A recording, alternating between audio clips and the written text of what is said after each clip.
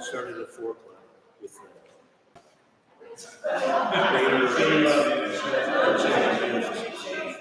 so it was important. It was very all these mayors. Yeah. Nope, it doesn't want to do it. It's all our joint hotspot. Good evening, everyone. I welcome you to this meeting, and it's really great to see a crowd out here. Thank you for coming this evening. A couple of quick housekeeping items. Matt just announced that now that everyone's a little bit more quiet, the room is very echoey. So if we can try and keep conversations to a minimum, and maybe one person speak at a time, please. With that, would you please rise and say, recite the pledge of allegiance. The flag is in the brown bulletin board. I pledge allegiance to the flag of the United States of America and to the republic for which it stands, one nation, under God, indivisible, with liberty and justice for all. Thank you. If we could have a motion, please, to adopt tonight's agenda. I will make a motion to adopt tonight's agenda. Fantastic. Second. Thank you. All in favor? Aye. Perfect. Moving along. Call to the public. I haven't seen any cards. Anyone that did not fill out a card want to speak this evening? Thank you. I don't know why I keep picking that up tonight. I've never done that. Our agenda item 6A is our public hearing regarding the 2022 annual financial reports. Can we have a motion to go to the public hearing, please? I will make a motion to go to the public hearing. Second? Second. All in favor? Aye. Thank you. Mr. Livingston, not on my left tonight. I can just stand up and try to fill the room with my voice till it goes. It should be a couple hours till it goes, so if that's the time limit, I'm good. So, Madam President, members of the board, administration, staff, ladies and gentlemen, we have an opportunity tonight to look at a report. It took me about 15 hours to do these financial reports for the year ended June 30th of 22. The state is interested in everything from classroom site fund, cash in and out, food service, cash in and out, comparison school by school, expenditures versus revenues. We've never had to do revenues before, just the last couple of years. As if the student in the seat generates revenue by fund. That's how detailed. So if you ever get real bored and you want to stop by my office about the last week of September, you can come up with revenues per student. And the main report I want to reference is the district-wide annual financial report. There's 9 of these reports. Hopefully you've got a copy of one in front of you, and that's just what we call the main district annual report. Then there's a summary page. It tracks all our major funds, beginning cash, adds revenues or transfers in, subtracts expenditures or transfers out, and gets ending cash. And just a quick summary. I'll just read a couple of those. Our cash balances have increased in most funds. That's a really good trend. That's a feature of having 3 main factors in balance: overall staffing pattern, overall student membership, and then overall expenses. And that's the way I see my job. If all those can follow the same trend, if student enrollment falls, that's a challenge because then expenditures and staff should fall in line with those, and it's tough to get there. But I just say these impressive increases for balances are a function of having our student count, our staffing, and our expenditures in line. Our operating fund did increase the fund balance. The budget was $15.7 million last year for our operating fund. Expenditures just over 15.1. Our classroom site fund, it's tremendous. The economy in the state of Arizona, we get a very small percentage of the sales tax. We get less than 6 cents of 1%. But that increased our funding for teachers from years and years, around $1 million a year, to over $1.6 million for last year. So our ending cash balance was over $700,000 in that fund. So we may be doing more with that. It's just a really positive. The thing is with the district, and I talk to the superintendent all the time, if we can dollar cost average that for the dark days, if in 5 years the state economy takes a tank and we're still paying $8,000 or $9,000 a teacher in that classroom site fund, and other districts are down to $3,000 or $4,000, if we dollar cost average it, we'll be looking good in the long term. And our capital fund grew as well, ended the year with 1.1 million there. Our food service had a tremendous year. I've talked to people and I've had people come to me and say, well, just because of COVID, every school district in the country did well with food service revenues and expenditures. That's not the case. If you look at our neighbors, no districts did anywhere near as well as we did. We flexed very highly on our Sodexo program. Those of you that were ever at Territorial last year, I can't even tell you how many extra meals Sodexo served last year, the year before, compared to prior years. Like overall per meal, what would you say? 40% more? 60. Maybe 60. And people came and they just kept coming. They grab and go, they drive up with the vehicle, and the next thing you know, there's 24 meals going out there. And other districts have nowhere near the commitment, I guess, on the part of their staff that we did. So it's just tremendous for the district. Any questions on the financial report for last year? Peter? No, I thought it was excellent. I mentioned to John quietly before the meeting that it is a testament to his work and the district's work. So I was telling John, I took it apart to read it and I got it backwards and forward, so I can't follow what he was saying. I did, because the staple, the holes on both sides of these sheets. And so I trust that John said exactly what I just read. Anyone on this side? Anyone in the audience want to ask a question? All right, seeing none, I'd like a motion to leave our public hearing, please. So moved. Close our public hearing. Second? Second. All in favor? Aye. Thank you.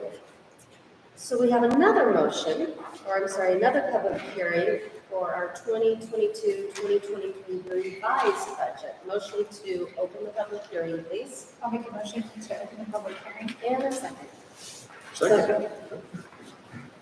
All in favor? Aye. Aye. Mr. Livingston. Thank you. Thank you. So this is a procedure that we have 5 opportunities throughout the year to do. We adopted in July our budget for the current year, all funds, all contracts, and legal funds. We can revise up to May 15th 4 additional times if we want. This is a little bit premature tonight, but there's a reason that we're doing it, and that is to get our student count actually factored into our budget with some degree of accuracy. And it's also, discussing it with Mr. Scholl, a real wise thing so we know where we stand. If the legislature again dickers with the aggregate budget expenditure limit, it's nice to have our numbers on the table early rather than January, February. We could have delayed this until March of 2023 if we needed to, but it's really nice to parallel. The state has about 40 factors, including student count carry forward from prior year, programs that we have. They put together a report called the Budget 25, and every month we should match that with our budget. So if we wait until May of 23, things can go south on us. We'd like to do it at least twice, probably January, May. So this is a quick look. We adopted this budget in July of 2022. At that point, we had budgeted 2,260 students. I'm proud to report that I'm glad to report that our actual student count as of about a week ago was 2,284. So that's even 24 more students than now. I didn't really have a crystal ball to do this. It's just, I talked with Mr. Daniels, Mr. Scholl, and they somehow came up with those numbers and helped me out. So last year's ending enrollment was 2,219. So a gain of almost 60 students. Now that can still go up and down. That's overall district enrollment. That's a factor that is an increase. The budget we adopted in July for operating was just over 17,046,000.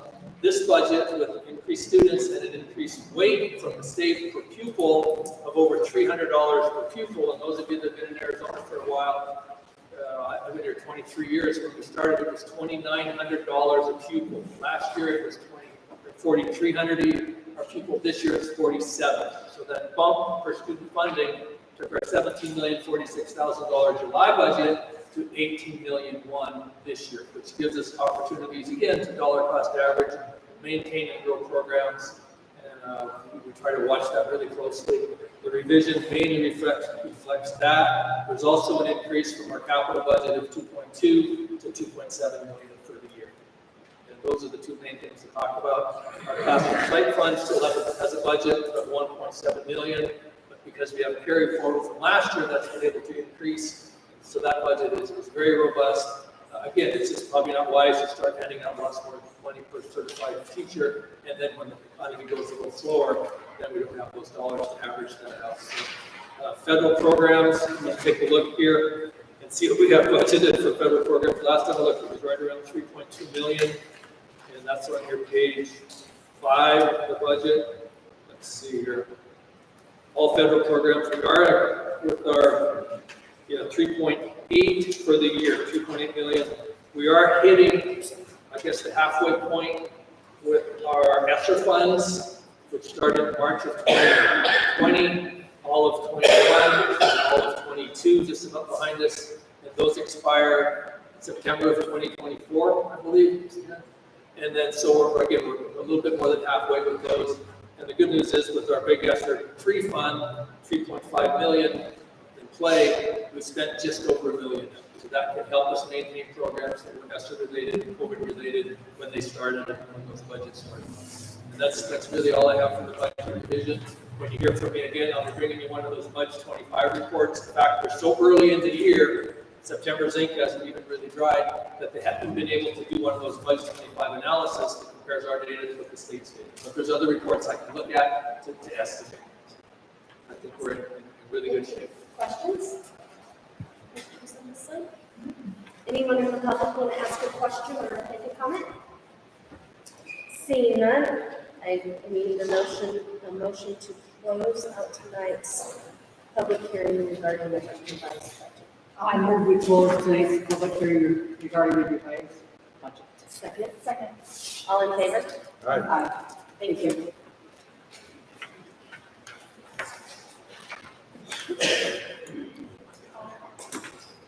Item 17, presentation of district-wide campus security.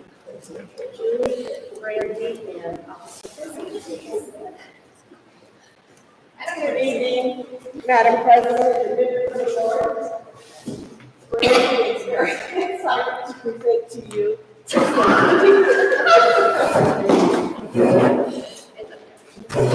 Okay. So we're here tonight to present to you, I don't know, if you guys want to turn around? I know, I You okay? You guys are good. All right.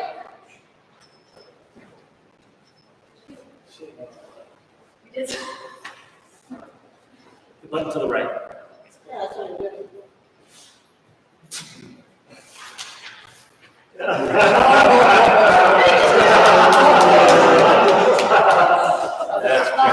Thank you, Julie, for making my nap better.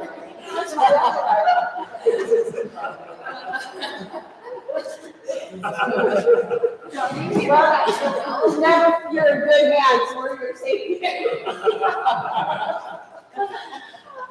So, we have on our safety committee for the district, we have administrators, Leanne, myself, Brandy from territorial, Dr. Moody, and we have Heidi and Ryan and Marty on our committee, along with John, and Officer Chrissy.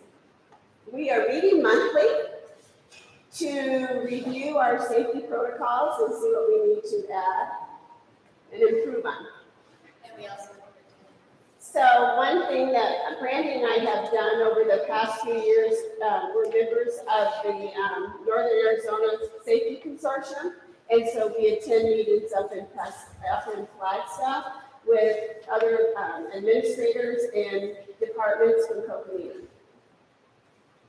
And then we also attend safety trainings that our trust provides to all of us. They'll provide safety training about every quarter, and we'll attend that as well. A few years back, there were a group of us that went to Maryland, and that was very Brian with us, and that was really very, very informative. We learned a lot there. So where are we at? So we all have procedures. The procedures are the same on every campus, and what we follow.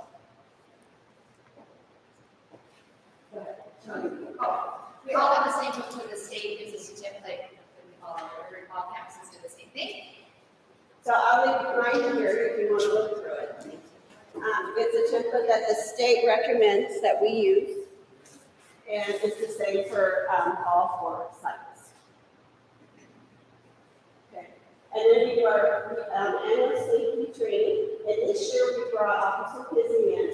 And you want to talk a little bit about your training this year with each of our staff? Yeah, so I started it towards the end of the school year last year. I only got, I think, 1 or 2 of the schools in, and just teachers only.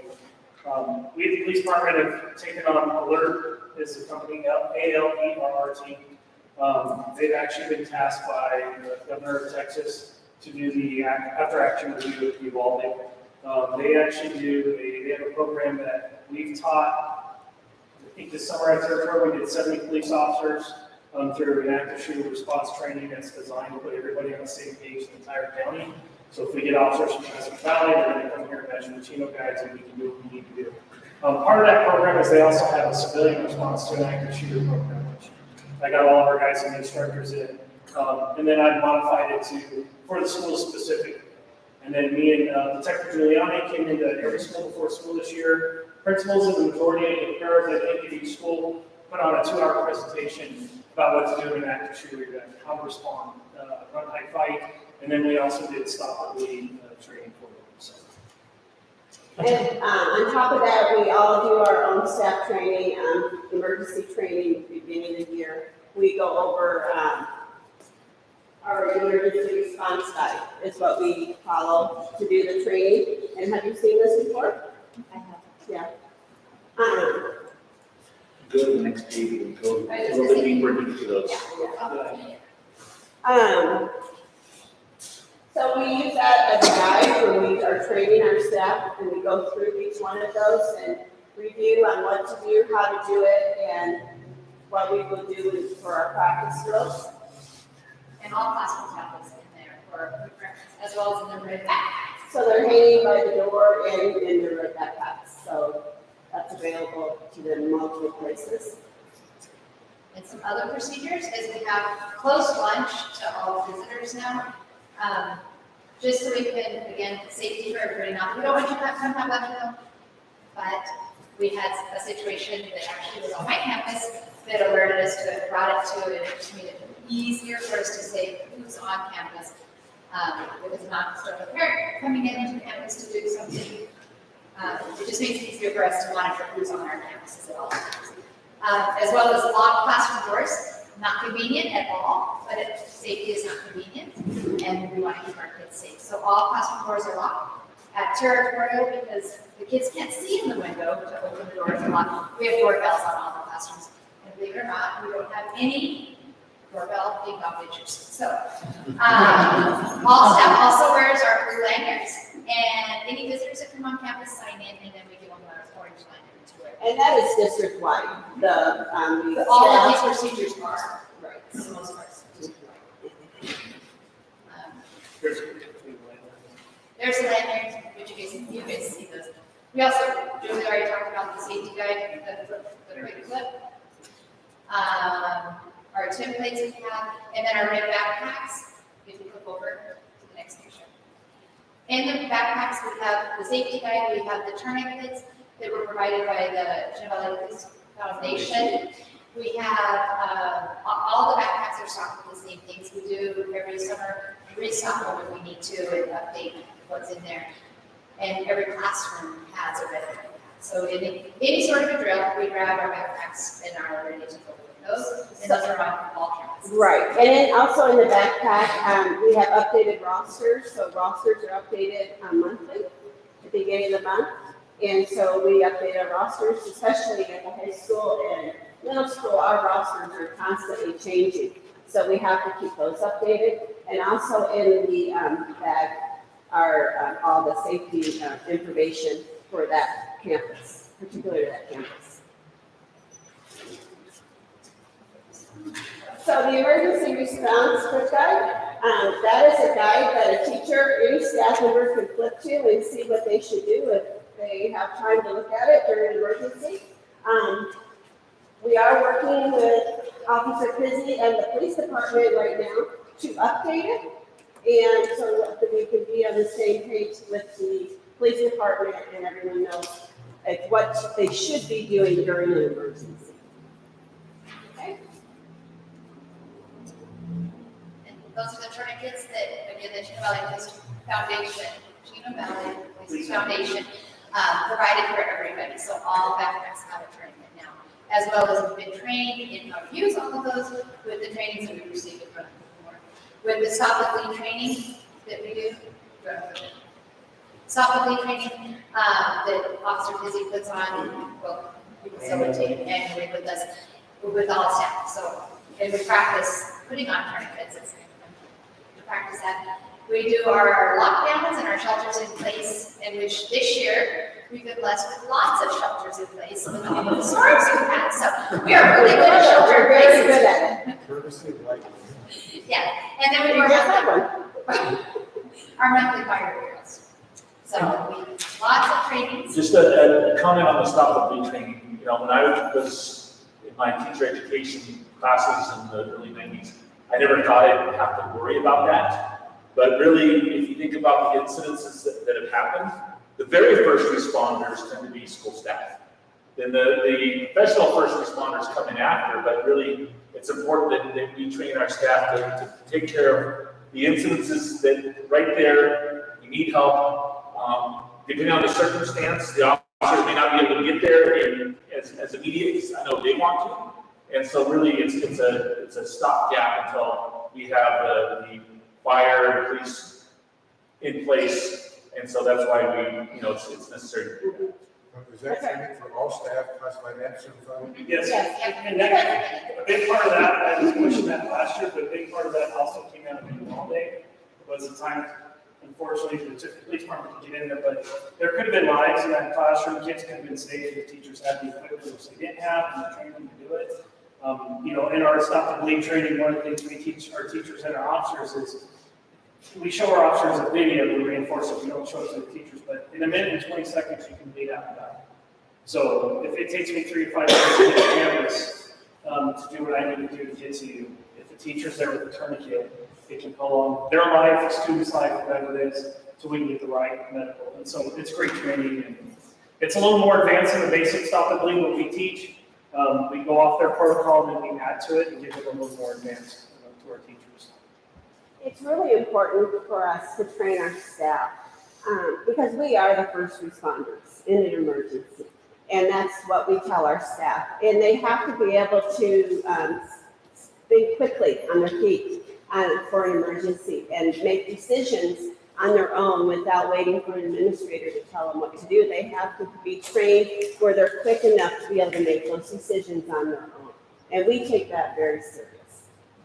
And then the fire drills we do on a monthly basis, that is the one drill that we by law have to do, are the fire drills on a monthly basis. And then one thing that's not up there that I thought of today is the high school and middle school have to also be trained for suicide. And that's part of the safety. And we have to go through a course every 2 years and get certified, 6, 12 teaching staff.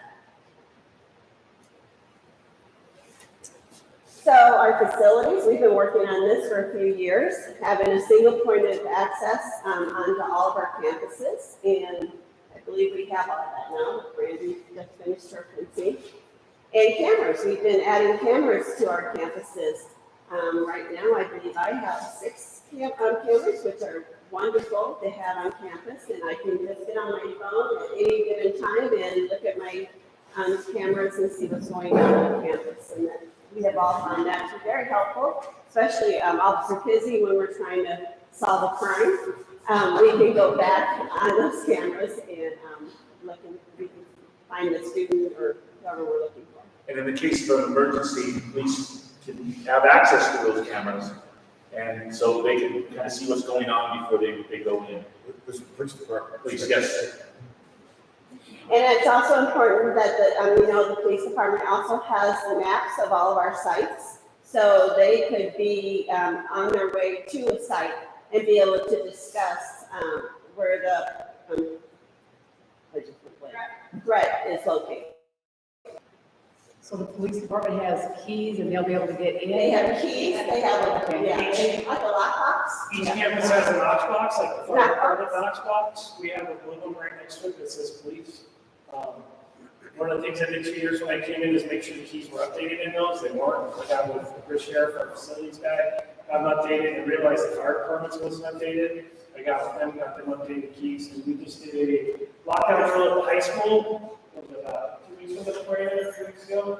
And I brought all my staff, my command staff, the day shift officers working, and had them all make sure their keys worked in the Knox box, and then grab the sets of masters out there to use them. So there's a minimum of 4 sets in each box. And so like Territory or Del Rio and Heritage are keyed the exact same on our masters. So we would technically have 8 sets for either one of those schools if we needed to. So. One question. You brought up suicide, so what is the protocol, like if a teacher or administrator is aware that a child is at risk? What are the procedures? Do you identify the parent? What do they do? We contact Officer Kissy right away. We involve our counselors that we have now have on campus. And then we contact the parent, and if needed, then we'll call in Spectrum.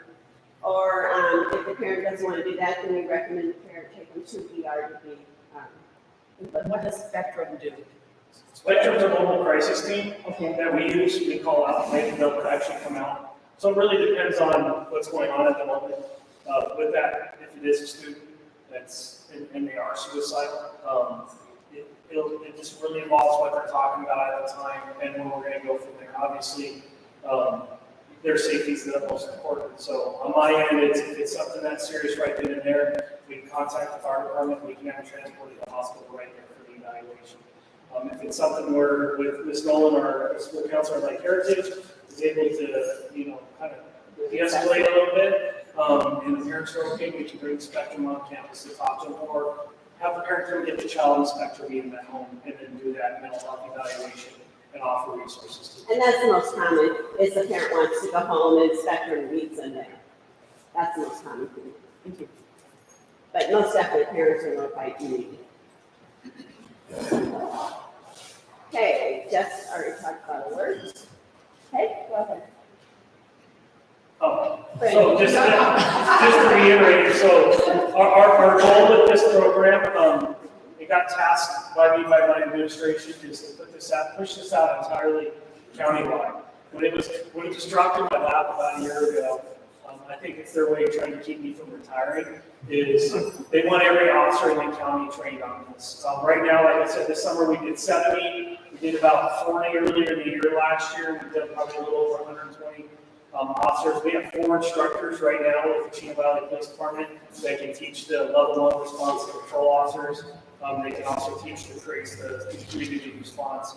And I've set that up to where when I retire this next year, I want to stay on as a reserve just to teach alert. Those guys are going to take over. And it's something I want to every year reiterate with my staff at the schools. I have no problem teaching that. As part of the reserve program, that I want my teachers up to date on it every year on what to do, and just, it's something it's a need and it's a necessity. It's something that's not going to go away with our society, and it's something they need to be prepared for.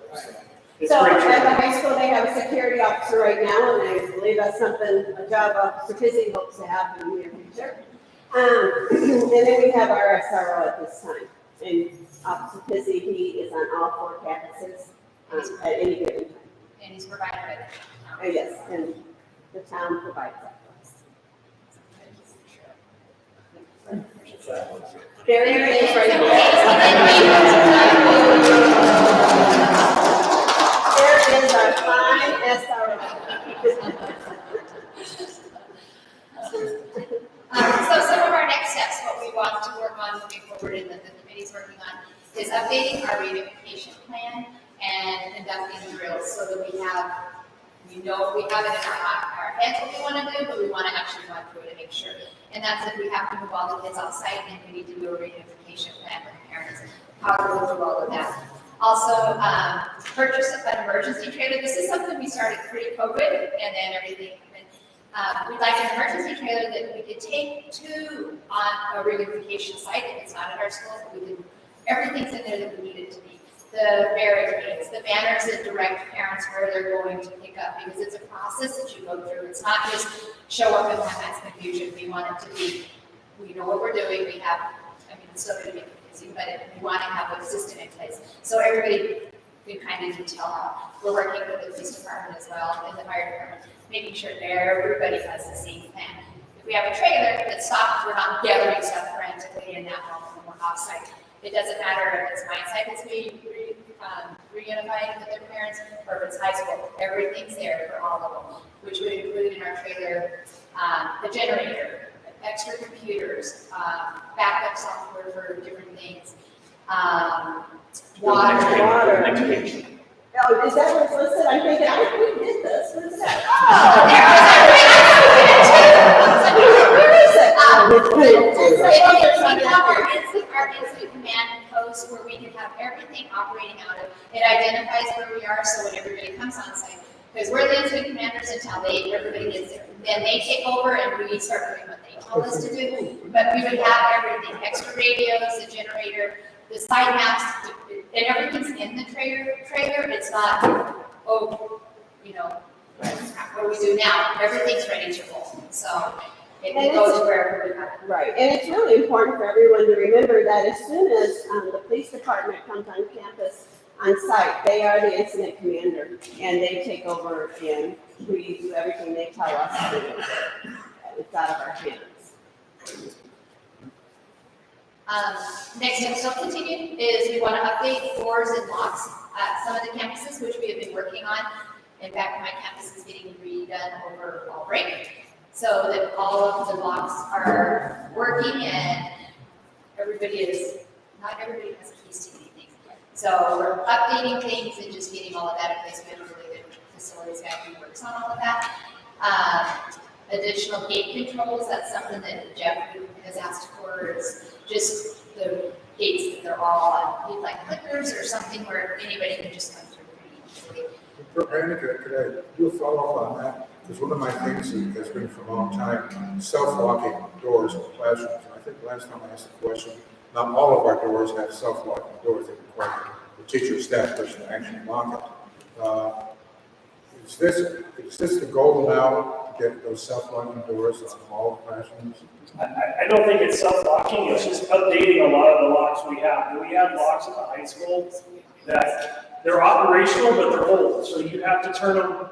If you think locking a door, you would click to the left, correct? These you click to the right, you have to click 3 times for it to lock. They're just old and outdated locks. So part of the training I teach my teachers is when you're under stress and you're induced under stress and you're trying to do something, some of the things your body does, you lose fine motor skills. So I don't want a teacher we actually have a teacher at the high school who wrote on his door in a permanent marker how to lock and unlock the door. So if someone is a student or him has that stress induced an emergency, they know how to lock and unlock the door.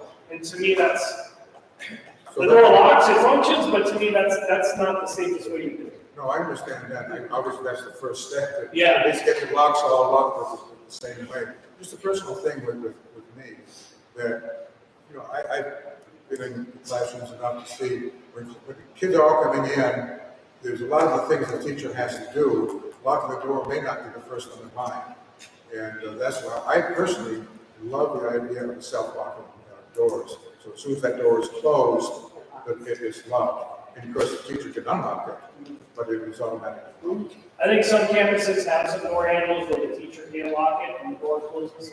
It's already locked, but a lot of them don't. So, I mean, that you're looking at my league, but talking to our facilities guys, it's a big upgrade. It's going to be costly. But, you know, it just kind of comes down to, you know, where we going to go with it. I just have to keep putting it on the record. It's one more step for the teachers. The kids know how to lock doors.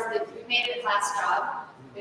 Somebody gets to get up, you know, spiders on top. It's a great job for them to open the door and unlock the door.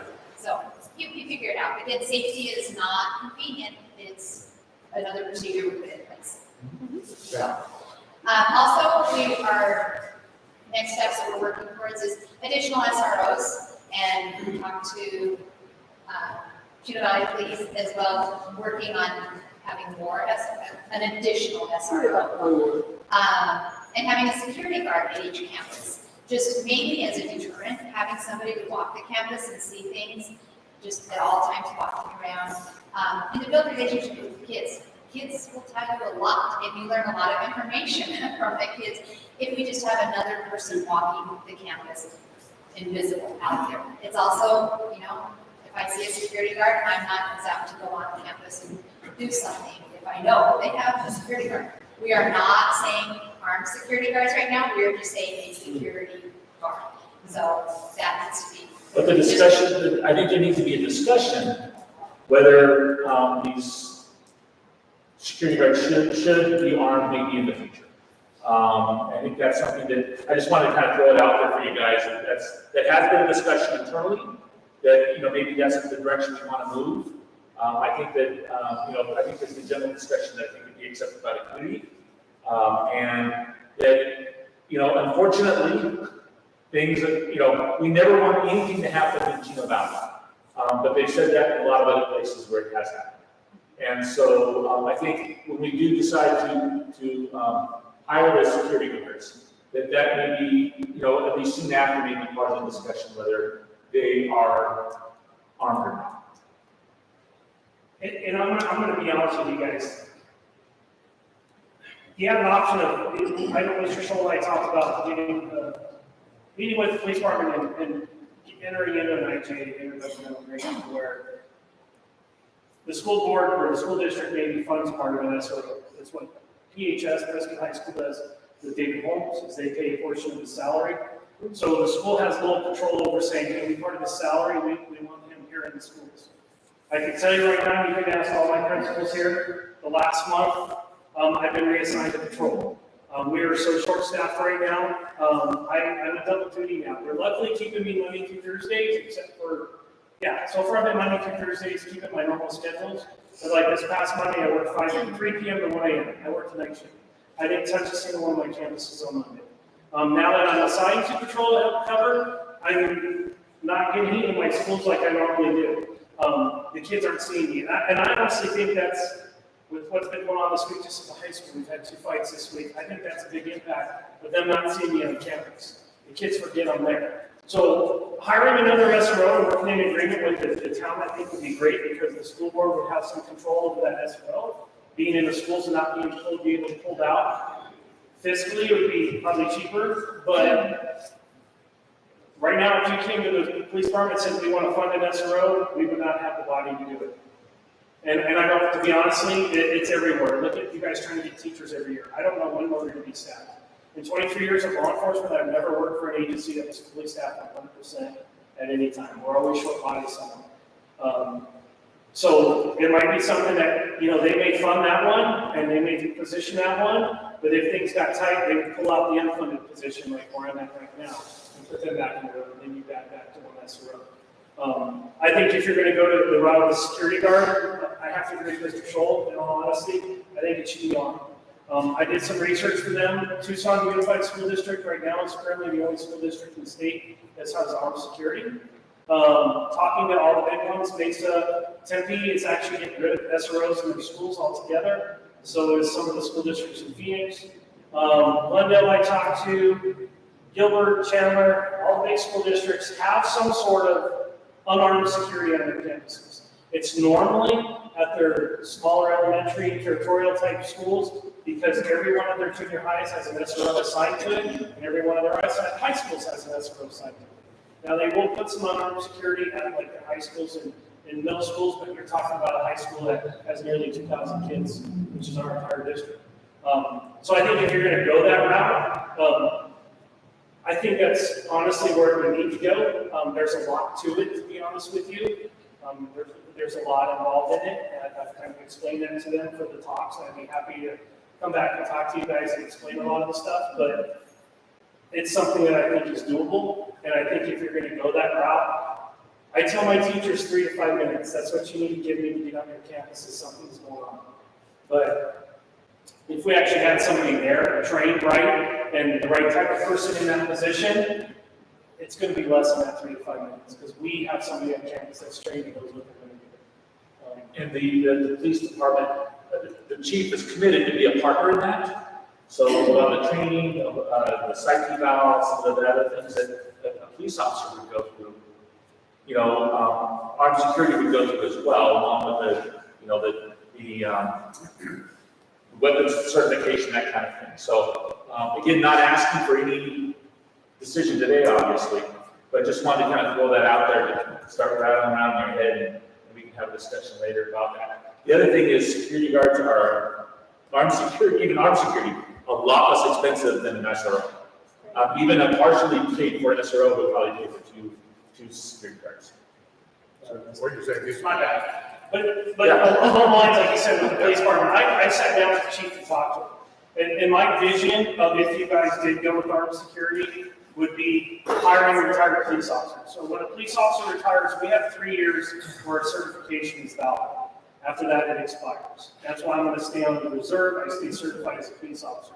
Chief Wynn has offered if there's people the school district hire that we're in that 3-year time frame, they'd be willing to allow them to come on as reserves. They would still function as an employee of the school district, but they keep a reserve status with the police department. That way their training, their defensive tactics training, their arrest training, firearms training, everything they have is up to date and kept up to date. And then we're hiring, at that point, decent applicants. We're not hiring a 21-year-old guy who's with Joe Blow Security Company out of the Valley who's got his armed security fund. We're hiring a retired police officer with 20+ years of experience and knows what to do and how to interact with those kinds of things. And I would be one of the first ones to offer to be one of those. I told Mr. Scholl, that's not what I intended when I retired, would be going back to doing that. But I love the kids and, I want them to make sure that they're safe. So, Can you recertify after 3 years? After 3 years, technically, you have to go through the academy again, but recently we were looking at possibly hiring a guy out of the police department who was out, I think, like 5-6 years or so, and the state is actually looking at, instead of making him go through academy, letting him take a test and then recertify him. So that could be an option depending on when it was and where it was at, so. Yes, sir. A couple of questions. Yes, sir. I think I heard you say that you listed a series of districts, larger districts, who are choosing not to have SROs. Correct. Could you explain why that is? What comments, what's going on here? So I put an article out on my desk at the middle school last year. Tempe was the first one to start doing it. They, by August of last year, wanted all their SROs out of campus. They're going to take, I'm assuming they're grant funded, I'm not 100% sure, and they're going to use that grant money for more counselors and social reform that way. They believe having an SRO on campus didn't work for them. In the article, it cited kind of a racial thing where they felt the officers were arresting more of Hispanic and African American students than they were white students. I can tell you, my job on campus is an equal opportunity employer. If you want to break the law, you're going to go to jail. I don't care who you are. And that's kind of how I work with all my kids. And then City of Phoenix, along the same lines, there was a couple school districts in Phoenix throughout the year that have gotten SROs, and I think one of them actually recently had an incident, and they're considering bringing it back because they had an incident on campus and they have no SRO on campus. So, okay, thanks for that. Okay. So, the next question is, Yes, sir. after all of this and the information, why are we having a discussion about this? Why aren't we moving on it? I have no clue about that. It was to educate you about what we're doing, and then in the future, as we decide to do these things, you kind of had some background.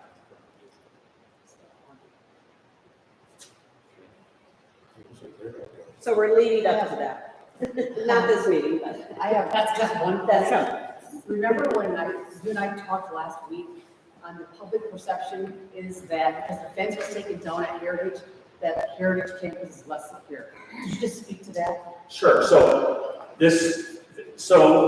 there's an impression by some people that because the exterior fencing was removed, that we basically opened up the campus and the campus is actually less secure. If you really paid attention, that exterior fencing was never closed or locked, and in many cases didn't even have gates available. And so the reason we removed that was for kind of an appearance to make the campus more welcoming, while at the same time We've put in place the single point of access and have kind of building-to-building fences. So kids still, or not kids, people could not, coming onto campus, could not go straight to the classroom, could not go straight into the cafeteria. We have a single point of access. And so actually, it's as safe as it was before. We're just trying to make the campus more appealing. And we did that with the high school several years ago. Got rid of the gates and everything else, and it's just an appeal factor, makes it look less jail-like, I guess, when you don't have that exterior fencing, and even though it's still, we still have that single point of access.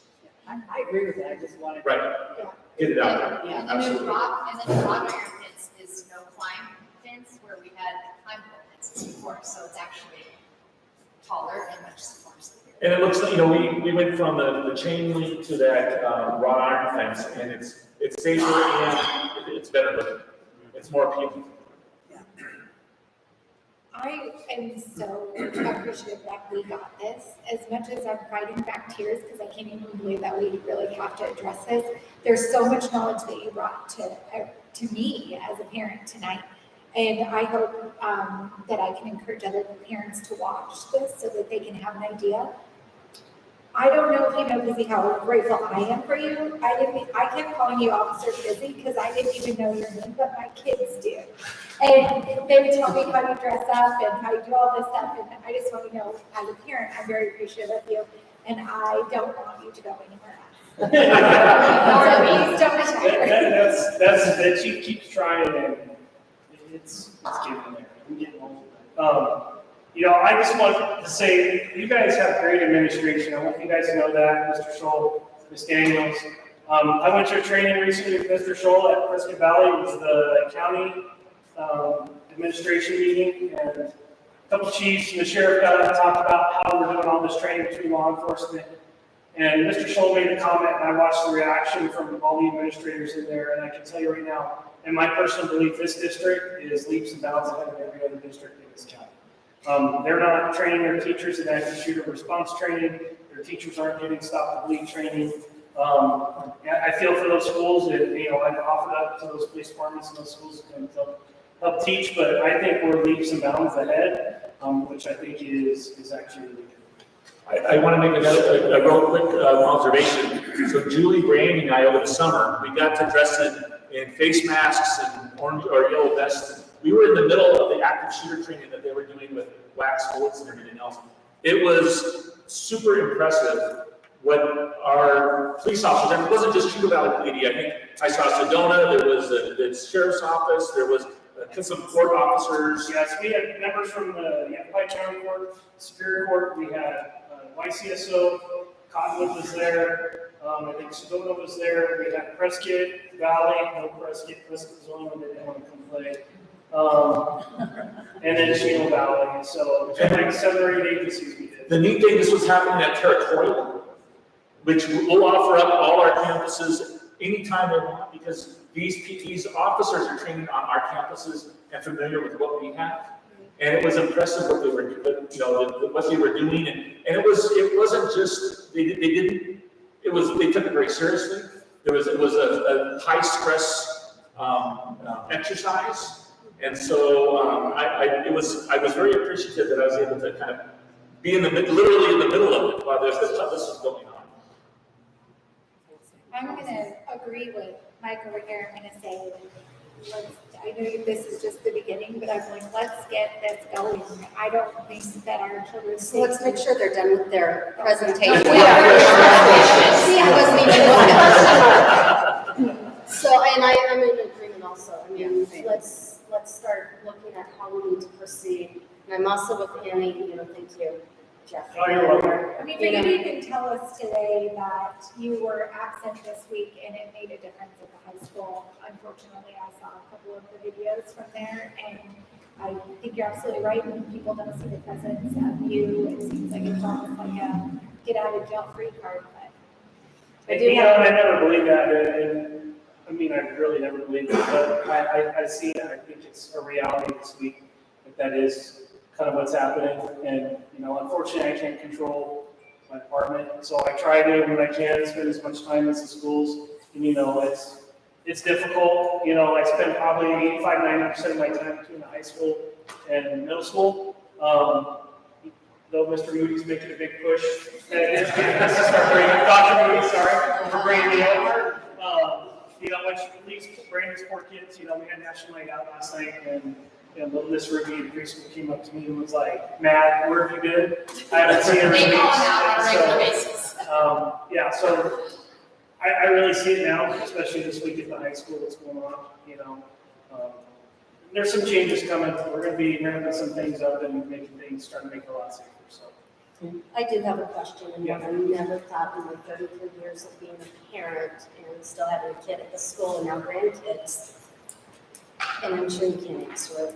However, besides wrapping each and every one of our children in a bulletproof cube, how safe are we? I think we're really safe. We have good admin. I mean, they're really good at calling me and stuff like that when stuff goes on. Our administration at every school is phenomenal. They work great. It's educating our teachers. We're constantly getting new teachers every year, I think is a big part of it. You know, when I did some of my training, I think last year at Del Rio it was, I asked the teachers, you know, they didn't realize that they even had permission to call a lockdown. They thought they had to call the principal first and tell them what's going on. I'm like, no, you see something, call it. And I told all my administrators, all my teachers, if you're wrong, if you see someone on campus, maybe you don't see an orange lanyard, and it looks like they have something, and you call a lockdown, and I get there and it's nothing, and that person gets upset, put it on me because I'm trained and I told you to do that. And I told all my principals, put it on me. Let the parent be pissed at me. I'm close enough to retirement that it doesn't matter to me. I'll let them know what I think, because their kids' safety is more important to me than whether or not they got their feelings hurt. And shame on them for not checking them out. Yeah. That's right.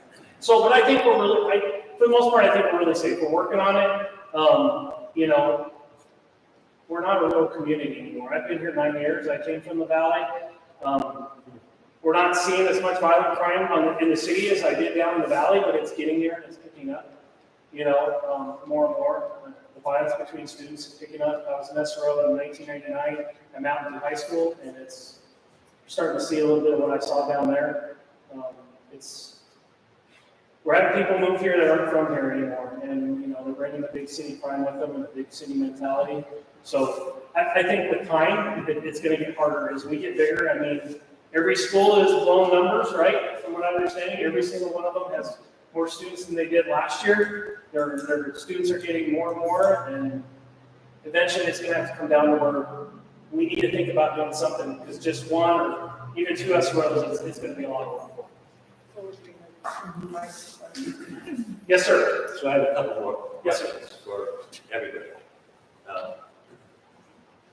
What's the report on incidences? And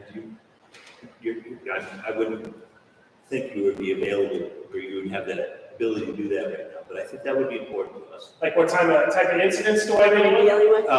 Well, especially the ones that require lockdowns and emergencies, et cetera. And that would be neat to see over time. And then my other question is, how do you assess these days, I'm going to talk to the principals more, the mental health of our kids, and what's trending there and what's going on? Because I'm reading in the news, suicide rates are up, mental health incidences are on the rise. There's more and more need for those kinds of services. So I just want to get a sense of where we're at in this district with regards And to. honestly, from what I've seen, I started in 2020 during COVID. And I didn't see kids before that, but I can tell you right now, in my 23 years of experience, the lockdowns to those kids, it messed with them a lot. I mean, I still have kids today that, there's one of them at the high school that still wears a mask. And when I spoke to the student one day and I asked him, to them, it's a safety thing now, because they're afraid of people to see their face and see what their face looks like, because they've grown and they've matured over the last 3 years, and they're embarrassed by what they look like. So they still wear a mask. So it has nothing to do with being sick or wanting to get sick. It's an anxiety thing. And that's a safe haven for them by wearing their masks. I personally have seen it a lot, that it's affected a lot of kids. Having Miss Nolan, Having the counselors at the high school, Dr. Moody's got a behavior coach, Ms. Burdett and her staff back there, do a lot with helping our kids with the counselors. And I think having one on each campus is a help. It's an outlet for those kids to go to. I think that's a great tool. But we don't have a lot of suicides. We haven't had any suicides, but, you know, we haven't had a lot of suicide threats. A lot of it's more just, like you said, more of the mental health, the anxiety, the stress, not knowing how to deal with that when they go to school, having panic attacks and those kinds of things over something you and I would think it's not a big deal. Yeah. But So, right, so like the question eventually comes, are we serving our community? Are we serving our kids with their mental health needs? We have a safety grant that pays for two counselors, one at Territorial and one at Heritage. We have the guidance counselors that serve mental health counselors also at the high school. We don't have any mental health services directly. We do have our special ed counselor that is housed at Del Rio. Pardon me? Right, we have a behavior coach at Del Rio that actually, I heard Mr. Moody say is the best hire that he's done so far. So, you know, we have a system, a support system in place for that. You know, we have partnerships, we have contacts with Spectrum and you know, West South High, well, what used to be called West South High. Yeah, is it Polera? Yeah, it's Polera, and you know, you're on the board, I believe, so. You know, we have partnerships with those two groups. And so I think we have a good system, support system in place to address those things. Is there more of it happening? I would say probably. We're seeing more, not necessarily because what's happening at school, but I think what's happening out in the community. Our homeless numbers are up. Our, you know, our ELL numbers are up. And a lot of those ELL kids are unaccompanied and their parents aren't here. And so I think there's social situations or social aspects going on in the community that's driving those numbers up. And to your first question about incidences, I can't think of the last time that we had an on-campus incident that required a lockdown. Now, we had a shelter in place recently, but that was an off-campus incident where the police asked us to go shelter in place because of something that happened off-campus. But actually an on-campus event. Can anyone remember any time that we had an on-campus event? 2 years ago? Bus barn. Where we have yeah, so it was coming by us, but we sheltered, it wasn't anybody on our campus. Right. Was it that was on our? he was originally on campus. Yeah. We had an incident about two years ago at the high school. A former student was in the parking lot in a stolen vehicle.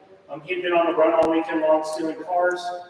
As we were approaching, I jumped out. I had the school going to shelter in place. He took off. Pursuit ensued in the neighborhood near the school, and he was coming back towards the school. Fear of him knowing the campus and maybe trying to bail out around the campus. I did have the high school go into lockdown while I was on campus. And then as soon as he passed, we went back to a shelter in place. And then eventually, once he was arrested, was when we came out of the shelter in place. So that's really probably the most recent, if anyone at any time, like Mr. Schultz said. Yeah, it's been about 10 years before that, when we had the bus barn still on the high school campus. That was the last time. Okay, so I'm 100% confident that we have systems in place. Yes. How are those systems performing? That's what I'm interested in. Okay? That's what we need to know. Is it a system that is extremely stressed, and we are not able to meet the increasing demand? Or is it a system where the personnel and them are sitting around most of the time during the day? I would say that's not happening. This is not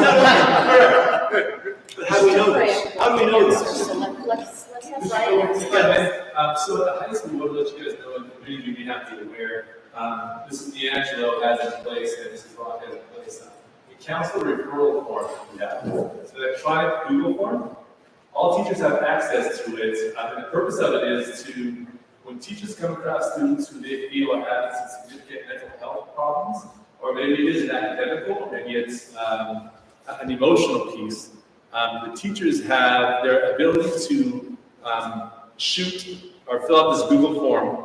It goes directly to the counselors, and they have the opportunity to look at it and get in front of the kids immediately. Their goal, in which they meet, I think almost all the time, is within 24 hours, they're going to be with that student, whether it's academic, whether it's social, whether it's the emotional piece right there. And oftentimes, we have the ability to bring parents in immediately into those situations, whatever the old underlying purpose is for it at all. So at the high school, we use that. We feel it's a pretty successful for us to get with people. Counselors are very proactive with that. We have Teros probably on campus maybe 2 or 3 times a year. They've already been on campus 1 time with us this year for a potential incident. So that's how we are addressing it at the high school. And I would say that we may have some of the highest risk just because of the age and the access that kids have to social media crap. So they're overworked. Part of the problem is, if we wanted to even hire anybody, there's no one we can hire. We had a position open that we were very lucky to get somebody in at territorial. And we've got a fantastic, actually one of the few males on campus. Which has been very nice. Right. But again, it was posted for 5 months. Our recent counselors at the high school have been brought in, not counselor certified, but we're getting them trained to be counselor certified because there are no qualified school counselors to come, at any age level. So they've got a ton of work, but even if we wanted to hire somebody, there's no one to hire. So is that again, I heard a system. Are you meeting the goal? Are you meeting the goal 100% of the time, 50% of the time? That's what. I think we're doing 90% of the time, because even if we have a student that, sometimes the teachers know that will come to me or will straight to the counselor if they're really worried about a kid. Sometimes the form comes later, but if we feel like a kid is under duress or stress of social media or social emotional, we, as I'm sure the other schools do in the district, we address it immediately. Especially if the kid is having some kind of anxiety. I think it's 90%. I think our teachers are very well versed in letting us know that they're worried about a student for a variety of reasons. If we find out a kid's homeless, we automatically contact Warren Marley. If we think the student needs something in particular, we find that help for them and as fast as we can. I think we do a really good job with the lack of, because like Mr. Schultz said, it's not a lack of wanting that and trying to get anybody to come and help us with that once they're hired, because they can make more money somewhere else. But I think our staff at all schools does an outstanding job, and I think it's 90%. I'm just telling you that from my opinion, and then I know that all of us do. And the way we do it at territorial, our littles don't know if they have the issue or not. So our counselor is actually another teacher. He is in the classrooms every day. He meets with the kids and he works on what does bullying look like, how to be a friend, just different things to be proactive with it. So we don't know if they have the issues or not. We can suspect, but we don't know. They don't know, so we're just being proactive in the classes, educating them every day. He doesn't ever have a time to sit. In fact, he says, I didn't know I'd be moving so much. So he's never sitting.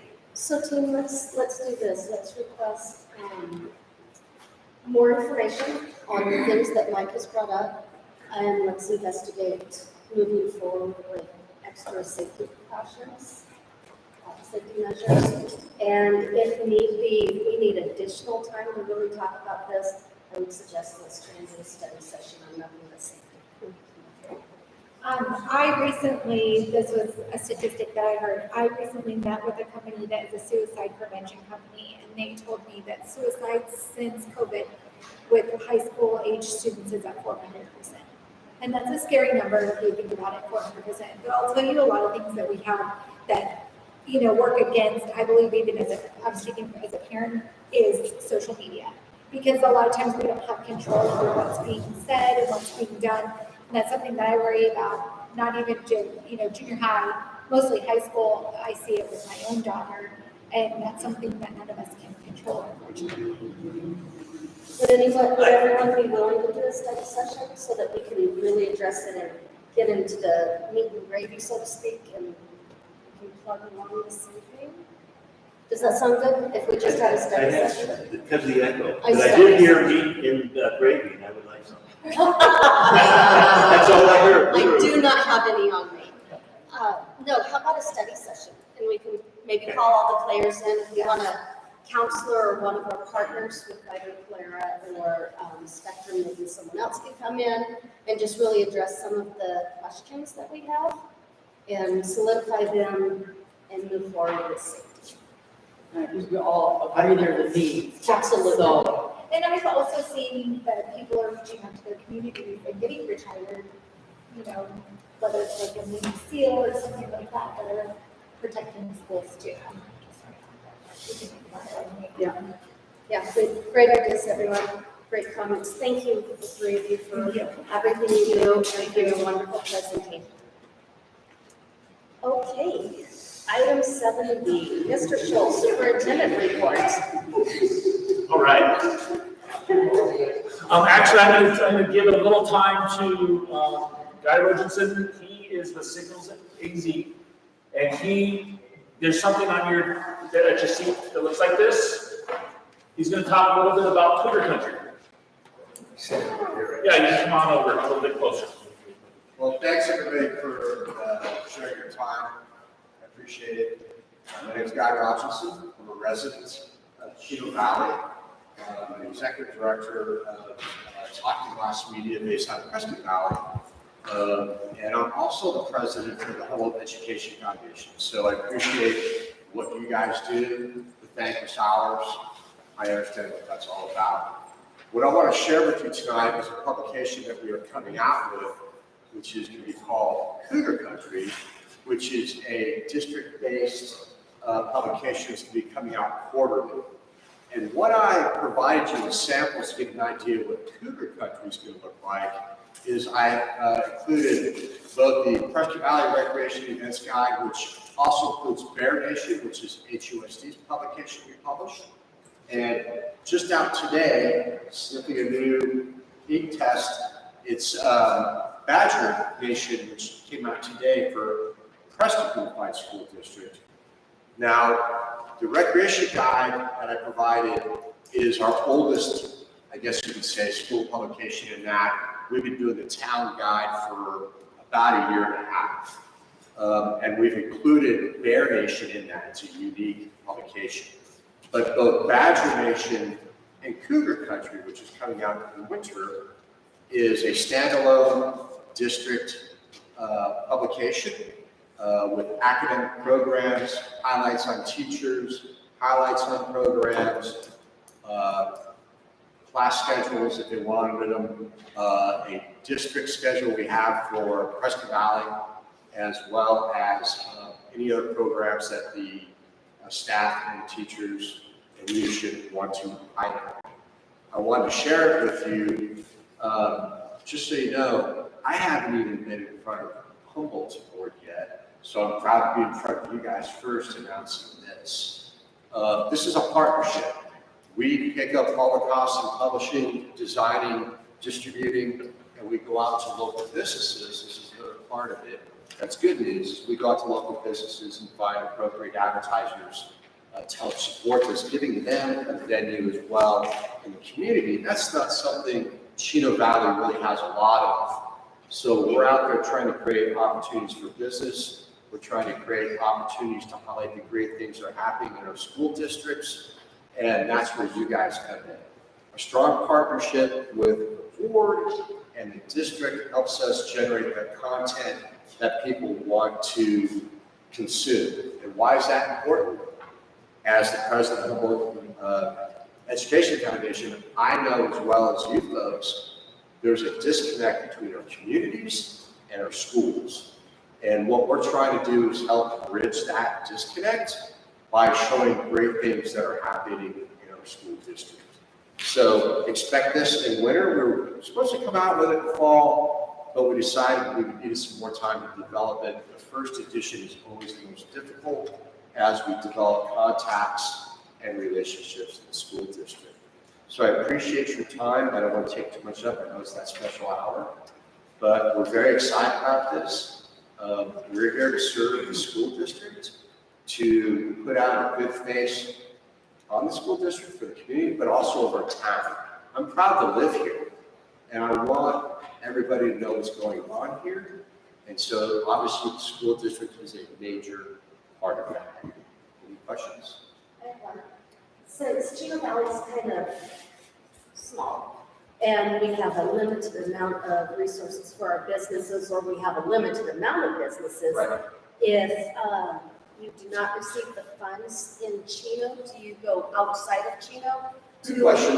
look at sponsorships? Yeah, we're well funded, so we're okay. But there are service providers throughout the region that come to Chino Valley. So I have guys. So we're getting advertisements whether they're based in Prescott Valley, Chino. We always want Chino first. So we get it from everywhere to keep them funded. Hopefully that answers that question. Are these going to be mailed out, or are the schools going to be responsible for distributing? Or how do people get the magazine? Gotcha. How do people get it? So this is how we build a publication like this. We start off with about 5,000 units. We get it funded through advertising, and we distribute throughout town. As we build advertisers, we then go direct, by direct mail. For example, this got mailed out earlier this year to 4,000 homes in Prescott Valley, as well as 1,000 or 2,000 standalone copies that were distributed throughout the town center. So that's our plan as well, is build up a publication with content and advertisers, and then we'll be able to go directly in homes, but also provide it to the schools that they can distribute how they want to. Great, thank you. You said it's a quarterly publication? Yes, ma'am. And so to complement that, you guys also know we publish CVUSD.com, so all of our publications are also viewable online, and we promote that as well. So the town and the school district will be promoted both in print and online. Okay. Any other questions? Thank you, appreciate it. Bye, Guy, or thank you, Guy. Answer another question. All right, enrollment, there's an enrollment summary on the back page. We are, and it gives a comparison of current ADM along with prior year ADM.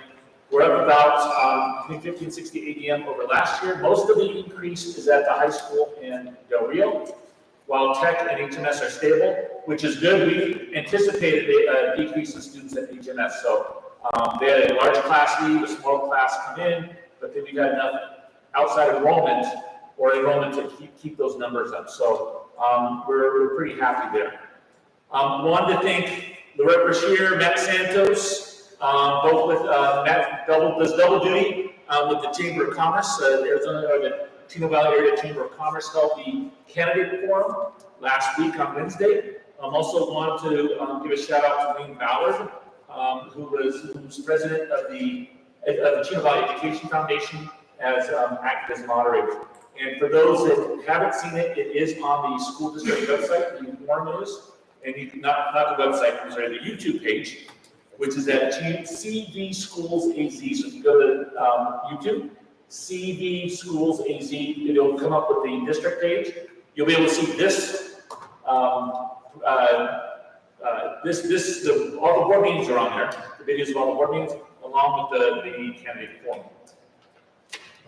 The election is set for Tuesday, November 8th. Just want to encourage people to vote.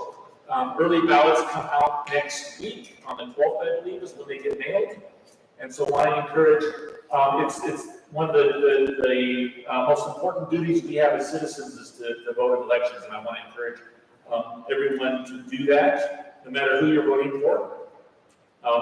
So whoever wins in that election, the two people that win, we will have our board members sworn in at the December 12th board meeting. So Tim Carter, Superintendent Tim Carter, is scheduled to be at our board meeting at the regular location. He will swear in the new, the winners of the election, who will not officially take office until January 1st. But they have to be sworn in prior to January 1st to take office. So that's why we do it in December. But he is scheduled to be here for that swearing in. Board evaluation. So 3 of the board members were at a training done by ASBA. The ASBA sent out an email for a board evaluation survey. The last I got that there was 2 board members that hadn't done it yet, so I just. Okay. Okay. So I thought Mr. Fogel sent something to you. I did mine. So we can get that out. And Karen, if you can send it out to, I'll talk to Karen tomorrow about sending that out again. But we're waiting on 2 board members to do that. Capital project update. So teacherage. So the request for proposal is out. We have had meetings over the last 2 days that were mandatory pre-bid meetings. We had 6 companies who came to the pre-bid meetings. There's more than 6 people. But some of the companies brought 2 people. But we have 6 companies that would be qualified or able to bid on it now that they've attended the pre-bid meetings. And so that's exciting. We've been asked to extend the due date for the requests for the proposals. And we are going to do that to allow them. It's fairly complicated. There's lots of stuff going on. They have to do some utility work. They have to do some road work. They have to provide homes. And so we've been asked to extend that, and it's going to be extended to the 17th of November, I believe. And so we'll get the bids will be the 17th of November. There is the grant is still in place. The county BSA has received the grant. There's a hiccup because that was not put into the county budget. And so that grant actually causes the county to exceed their budget. And so even though it's not their money, or it's grant money, they still have to account for it within the budget. So Mr. Carter is working with the County Board of Supervisors to address that. It's just putting a delay in the money being available. Doesn't hurt us because we are delaying the proposal coming anyway. So that's a good thing. Any questions on the teachers? At Del Rio, there's going to be a project starting hopefully next week to pave the area in front of the office, which we've been calling Lake Del Rio. It's been swampy and wet and almost ankle-high water in places, if not deeper. So that's they've done some surveying. They've also done some utility location work, and so we hope to have that done next week or in the next couple of weeks, and it should start next week. And then last is HVAC roofing project. We have purchase orders out. They're in scheduling right now. A couple of mechanical and progressive roofing. Hopefully they're ordering stuff, which if you think about logistics issues, trying to order over 100 HVAC units could be a daunting task, in addition to various portable classrooms and things like that. So right now we are in the contractors are in the planning stage and the scheduling stage. So we are approved to do that. It's just going to be a 18 to 24 month process to get this thing done. But any questions on capital projects? ASB annual conference, December 14th through 16th. Right now, we have Cindy, Annie, and Mike that are interested. Anyone else? That would be you. I did it already. Okay. I spent the district's money already. Okay. And then the one or both of the new of the candidates would also be eligible to go. So as soon as we know who that is, we will offer that, invite them as well. So that's important because Karen needs to know as soon as those rooms pop, she needs to open up, she needs to hop on it because they can do it from now. There's a schedule for Thanksgiving lunches. If you want to serve Thanksgiving lunch, these are the times and the dates. It's the 4 days, Monday through Thursday, prior to Thanksgiving week. There's some times. If you are interested, please let Karen know. She can put you on the schedule so that we know if we need additional people, additional bodies to help out. So that schedule is on here.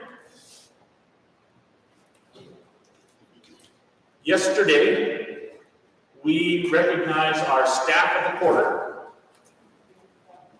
So at Territorial School, we had, our teacher was Hvac, and our staff member was Remy Atelli. The interesting thing about both these people is they are daughters of staff members. And graduates of Keno. At the real school, our teacher is Paul Overtime, and our staff member is the best hire that Dr. Moody has ever done, Tim Gallagher, our behavior coach. At Heritage Middle School, we have our teacher is Kevin Rhodes, who's new to the district, exciting to have a new one. And actually our new administrative assistant in the front office, she's been there a little while, but new in the past 6 months or so is Ashley Miller. At the high school, we have Jenda Bauer, who's our unified sports coach and PE teacher. And we scared the heck out of Betsy Bowers. With all this admin coming into the office, she thought she was getting fired, and instead we're honoring her as a staff member of the month. So she's our registrar at the high school and is in the Cougar Center. And our last one is our district staff member of the month, John Livingston, for all the work he's done on this project. The HVAC and roofing project would not be possible without his work. And so we wanted to recognize him as our staff member, our district staff member of the month. And our last thing is we have just a quick calendar at the bottom of that page. Annie, I think you're going to the countywide meeting on October 20th. Our governing board meeting is November 14th, which will be back at our regular location. Thanksgiving lunch we talked about. We have 2 days, only a 2-day week during Thanksgiving week. Another board meeting in December, where we will swear in the incoming board members. ASBA annual conference. And December 26th to January 5th is our winter break. The district office and all of our school offices are actually going to be closed. There's people that take vacation. There's only 4 working days, 2 each week. A lot of people take vacation, a lot of people take leave. And so we just close so that we don't have to guarantee staffing it.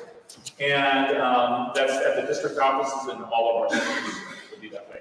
During fall break, are all the schools' offices closing? Yes. So during fall break, it'll be similar because it's just a vacation time for our 12-month staff. And there may be staff working, they just won't be open. Questions, concerns, comments? This slide? How about that slide? All right, thank you very much.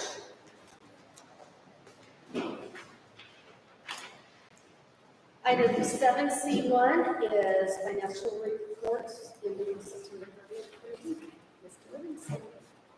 Very well. If I could say okey dokey like Ms. Daniels did, I would say okey dokey, but I can't, so I won't. Okey dokey. So here we are with the month of September, 3 months into the year. I have given you on your financial reports year-to-date revenue and a year-to-date expense. And there are times in the year where our expenses almost double our revenue year-to-date.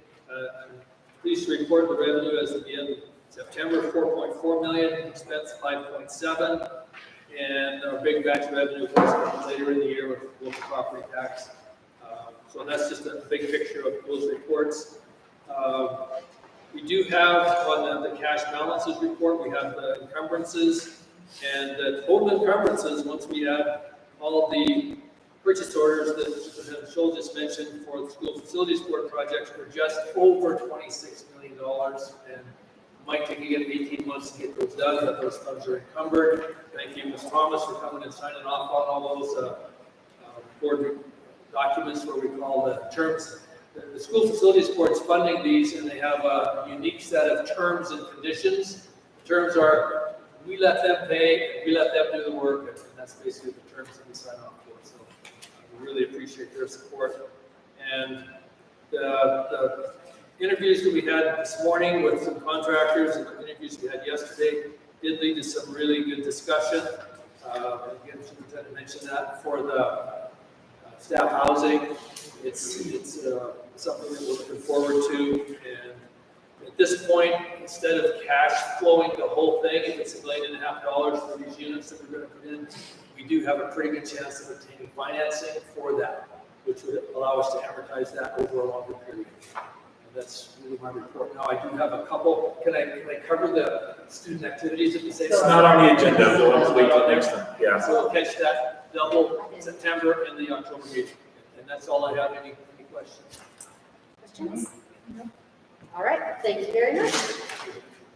Item 8A through D, tonight's consent agenda. Would someone like to I will make a motion to approve the consent agenda. second? Second. Thank you, Mike. All in favor? Aye.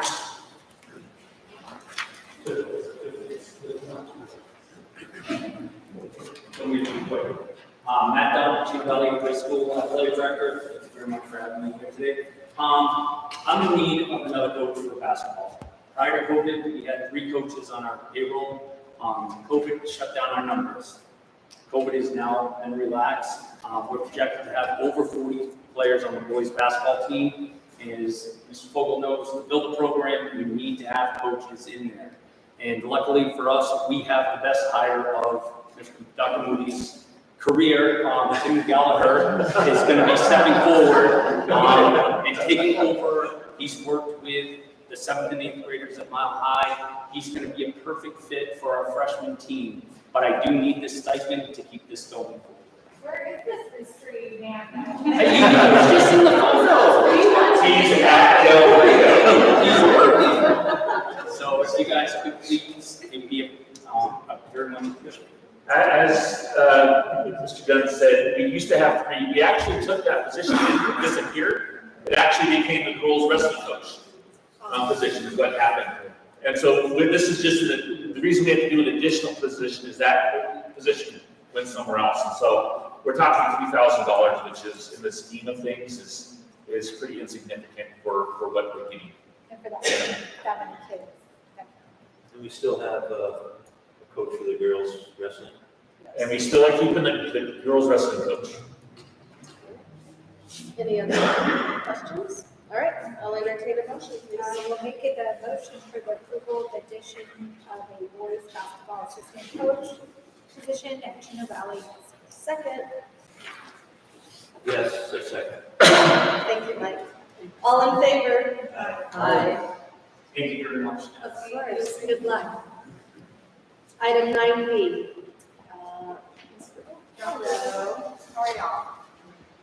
Okay, so the special ed secretary has been an 11-month position since I've worked in the district, and we have increased our special ed numbers significantly, and the amount of duties that go to that position have increased.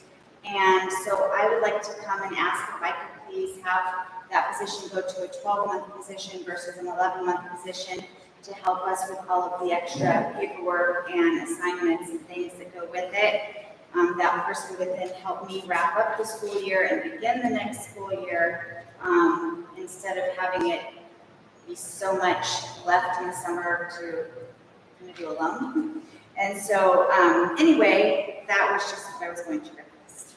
And just as a comment, in addition to the going from 11-month to 12-month, that really has some significant responsibilities. So we're actually increasing the classification from a secretary to a higher classification to admin assistant, which is really appropriate for that position. And the budget has capacity for this? It's the 13,500, which is both, including both changes. Any other questions? I know you can't hear me down there. All right, I'll entertain a motion to approve the position.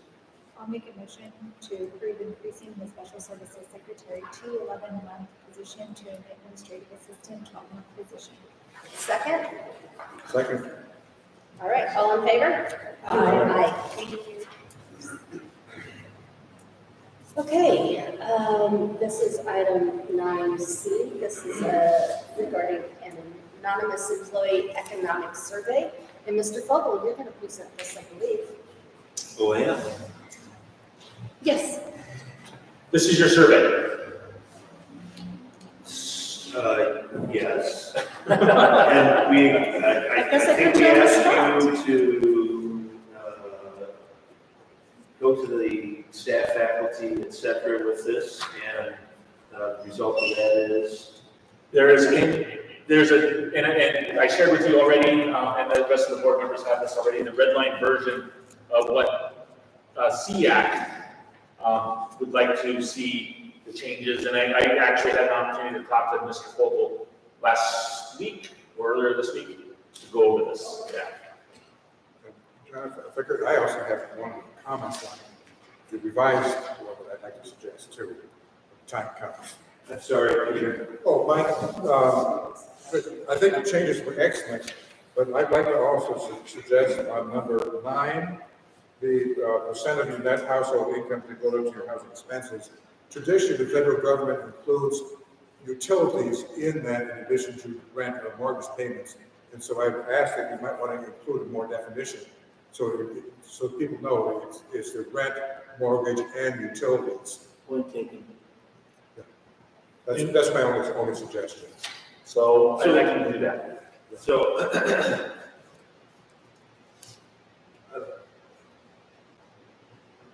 we can make that adjustment, and I'm ready to move to ask the board to deliver this survey to the staff and have Mr. Show collect the data and then report back to us. How long would you like to see it out there before we kind of summarize the data? Not too long, personally. I think that the longer it's out there, the more people forget. Yeah. So if you're going to do it, they'll do it right away. So I was thinking about having it going out on the 17th, which is the Monday that we return back from break. And a week, 2 weeks, I would say no longer than 2 weeks, but a week might undo it as well. I think a week's out. A week? Okay. And then that way we can have the results easily available for you at the November board meeting. So is it going to everybody? All staff members. So when I send out that, when you guys get my all accounts emails, every single employee is on that list. I will say 95% of the employees, because we have people coming in and out. But that is the easiest way to do that. And then there's also the explanation that was part of the survey. It's not in here, but there was an explanation sheet that came along with this that I'll include. Put that in an email, kind of why we're doing this with the survey that would be a Google form. And then that allows us to do an easier job. And well, we may want to look at, we also have an account with SurveyMonkey, so we can do one of those Because too. that can remain anonymous with that. SurveyMonkey can also, yeah. Now, in both cases, we won't collect the data, but SurveyMonkey is a little bit more robust when it comes to evaluating data. So, but that we will have available for you. And, I'm probably going to share with Mr. Fogel before that meeting so that you can talk about it. But as soon as you have it, but other than that, it'll come to the board again. And we have an account survey by now. We already have an account. Yeah. Is it still active? It is still active and auto-renewed out of my personal checking account. Thank you, Cindy. For 1 more year, that is serious. So, yeah. So could we please, whomever does the motion, could we please change the action item and include October 17th for 1 week and use of Survey Monkey. October 17th or November 17th? October 17th with use of Survey Monkey. Do we need to include And the the- change? and the- that- Oh, yes, and the- yes, thank you. I apologize. changes? So I have added, with the discussed changes should be good enough Discuss changes. for the motion, but I have, basically, it's gonna be housing expense and in parentheses, I'll put rent/mortgage and utilities. Yeah, we have that. Okay. And all of the other CR. And the CI comments that are there. So just, we'll discuss with changes. Okay, so you ready? Yeah, sure. All right, I make the approval for the non-biz employee economic survey for October 17th with use of Survey Monkey with the discussed changes. For 1 week. All right. That was our. Can we make sure that Karen has it? I'll tell you afterwards. Will that work? Okay, we got it. Do we have a second? Would you like to make the second? Second. Thank you. All in favor? Aye.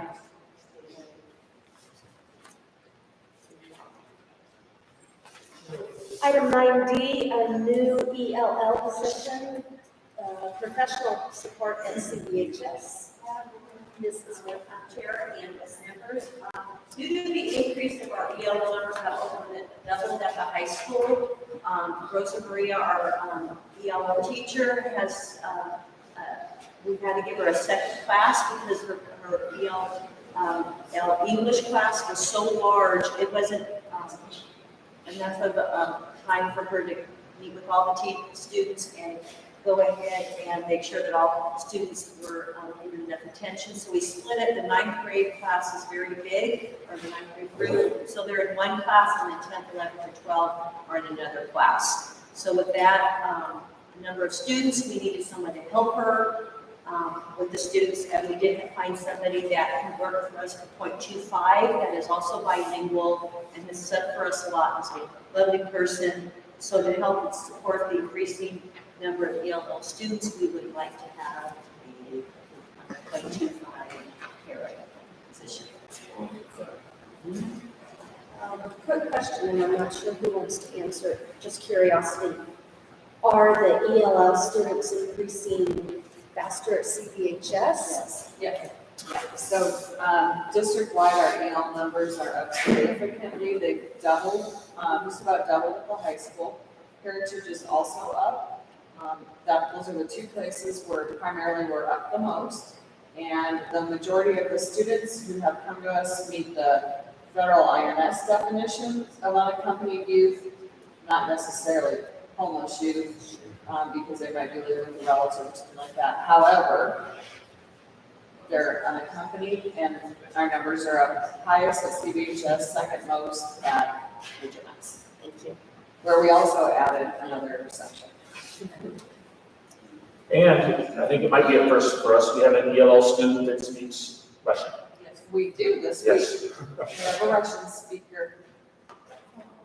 Very cool. That's nice. All right.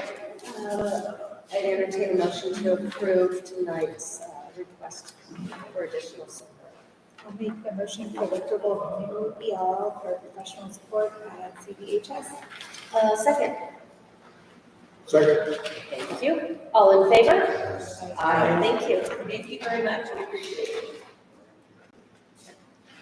Item 9E, 3 additional agriculture student assistant workers. Good evening, Board and President. Coming to ask you all for permission to hire some additional agricultural assistant intern positions at the farm. Periodically throughout the school year, we have larger days where we're going to have projects on the farm, whether it's cleanup, whether it's maintenance, and most specifically when we do harvesting of our fields on the farm. Maybe not this past season, as you've all seen that. Field didn't make it. But throughout the year, we have multiple times where we need to have a lot of kids on the farm. And sometimes we only need to have a few skilled kids on the farm. So this will give us the opportunity to have those kids on the farm, working directly with Miles and Rick Bode, our farm worker there, to tackle sometimes more of those technical projects that need to get completed. We did last year and years in the past, but we do have members of the FFA come and they'll do farm cleanup for us. That's much less of a skilled work that we need on this farm, which is a great thing to have. But there does come times where we need additional kids. So those kids, that would give us the opportunity to get some more technical skills, our technical jobs done on the campus, on the farm, or in the greenhouse as well. We currently have 3 positions already that are similar. We have one for the farm, we have one for the greenhouse, and actually we have one for the culinary arts department. So these are the addition of 3 more kind of focused on the ag side. And those 3 more, those would only be periodic. They wouldn't be for a regular work we have to have just done. And it would be hourly scheduled, it'll be during projects throughout the year. So it's not going to be a regular hourly. I love it. I think that the more student workers we can get, the better. Help teach them that much more. Okay, any questions, comments, concerns? All right, another motion, please. I'll make the motion for the approval of student worker positions. And a second, please. Second. All in favor? Aye. Moving right along. Item 9F, personnel report. There is a supplement, so please refer to the supplement as well. We have 5 new classified positions, 1 new certified, 2 resignations, 1 retirement, 2 certified changes, 5 classified changes, 13 coaches, 3 extra duties, and only this time 44 time sheets. Yay. Great. Okay. Any additional comments or questions? Concerns? All right. I will make the motion for the approval of the personnel report with supplement. Second, please. Second. All in favor? Thank you. Item 10A, 2022 annual financial reports. This is what we discussed in our public hearing. Mr. Livingston, again. One reflection, members of the board, I don't think there's anything that I left out. I think the information is there. It's just a summary of everything that happened financially last year by fund. And it's been reviewed by me 3 different times. I've called state agencies probably 35 different times to use their sequences and connections they like to make, and the formulas they put in these documents aren't always working.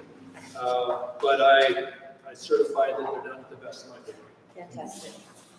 Since we've already discussed this, is there additional discussion? All right, motion please. No, this is the approval. This is the action. Yeah. Oh, it doesn't say action. Yeah. It is. Okay. In that case, I will move to approve the revised budget report as Swenson has presented. Second. Roll. And actually, prior one. Oh, that's it. Here we go. No, this is the plan. No, one more page over. Today. Your pages are stuck together, actually. Okay. Yeah, okay. There we go. Okay, now, okay. Revised motion. Move to accept the annual financial report as presented by Mr. Livingston. 2022. 22. Can you second? Thank you. All in favor? Aye. Okay. The 2022-2023 revised budget. Again, this is what was discussed in the public hearing. I'm not going to make you come up and talk about it. However, is there any additional questions or discussion? All right. And I'll try again. Okay. I move that we approve the 22-23 revised budget as presented by Mr. Livingston. All in favor? Aye. Thank you. Thank you. Item 11A, request for open enrollment waiver, Mr. Shumway. When we talked last time, we did the 2 open enrollment waivers, I said, we don't hardly get any. And then the next day, another one came. This is a gentleman who has 2 children. He is asking for him to enroll his children in grades 1 and 3. He actually lives in the same household as one of the other prior approved open enrollment. They are actually, however, that one is actually closer to CVUSD than they are to Chino Valley schools. So they're closer to Hvac than they are to our schools. Unfortunately, grades 1 and in the prior, both situations prior, they had kids going into open sections, open grades, and closed grades. In this case, we have the request is to go into 2, what are probably the most impacted grades that we have. And so staff is asking for, or is recommending it not be approved, but there's the emails in there, and for you to take a look at. I just really hate to deny somebody, and especially if people that are living in the same household go to Chino Valley schools, I think that we really need to think about this. Now, the other thing to think about is when we bring in people from outside, we're impacting the learning of those kids that are already in that grade. And so by because of grade, the class sizes are going up. And I just wanted to, and I agree with you, Annie, I really do. I just want to make sure that is out there as well. John, yeah, and I looked at this, I think maybe the same way Annie did. I was looking at the first grade where the average class size 25.8, the desired size is 25. We're not that much over the desired class size. And I kind of feel bad that if anybody wants to come into our district, I'd love to have them come into our district. And I just don't see the one additional class size addition is going to be that much of a difference in the ability for the teacher to manage and monitor that class. So just so you have all the information, that I want to make sure that everyone knows, what typically happens is our elementary grades grow from now through the rest of the year, while the high school actually gets smaller from now through the end of the year. That is why if you look at the open enrollment capacities, they're only at 95%, so that we save room for those kids that are coming in. So just because that's where we're at now, I almost guarantee that that's not where we're going to be at in 2 or 3 months. So I don't want to throw that out there as well.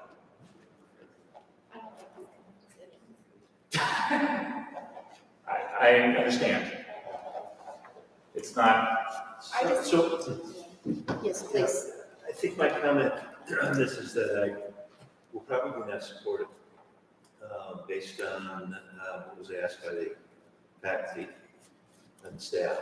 And if we do, then this will open up precedents.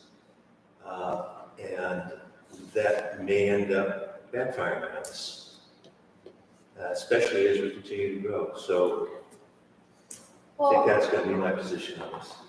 I'm sorry, but I disagree because of the fact that you said that we very seldom get these, and then here it comes again. Right. And they're part of the same household. Yeah, That's that's what great, gets me. that's what gets me too. And they would take their kids to the school, Doesn't seem and they're fair. not that far outside of our district boundary. Yeah. Well, maybe it's I time wonder for a if we motion. should have disapproved the first one, if that's the case.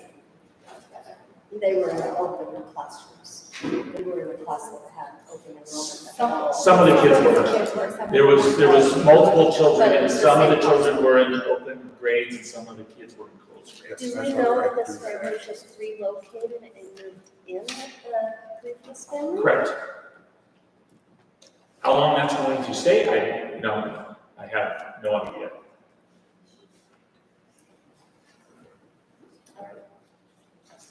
Any other discussion? So how do we do this? I'm gonna do a roll call vote, please. You need a motion, so. Once we get there. A motion to either approve, we can also, here. A motion to either approve or deny this request. And let's make sure we know which approve is and which deny is. Approval will be to have the children attend Chino Valley Unified School Districts. Denied would be to not have the children come to the school district. I'm going to make the motion to approve the open enrollment waiver for the children in grades 1 and 3. And I'll second that. All in favor? Well, actually, let's go roll We need call, roll please. call. So Annie, Lynn, Peter, two. Mike, Yay. Penny, Yay. I approve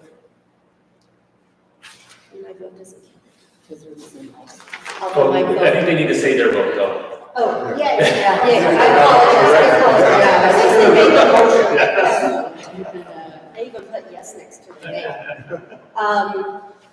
All right, all in favor of the three? Or we don't have to with No. three. You just did the vote, so it sounds like it passed 4 months. Passed, yes.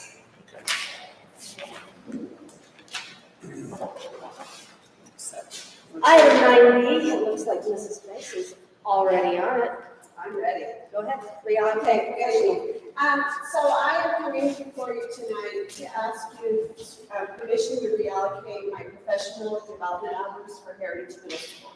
So Heritage Middle School, we bring in a guest speaker twice a year. And he will be here October 21st. Jared Hunt from Solution Tree will be here training us on data and analyzing data, student advisors, and driving instruction through data. And he can also be here on Friday, January 20th. So I'm asking that I take my PD hours from February 16th, 8 hours, and move them to January 20th to accommodate our presenter. So that's just because it's a formal calendar item right now? Yes. And that's why we need to make that change? Yes, yes, sir. Mhm.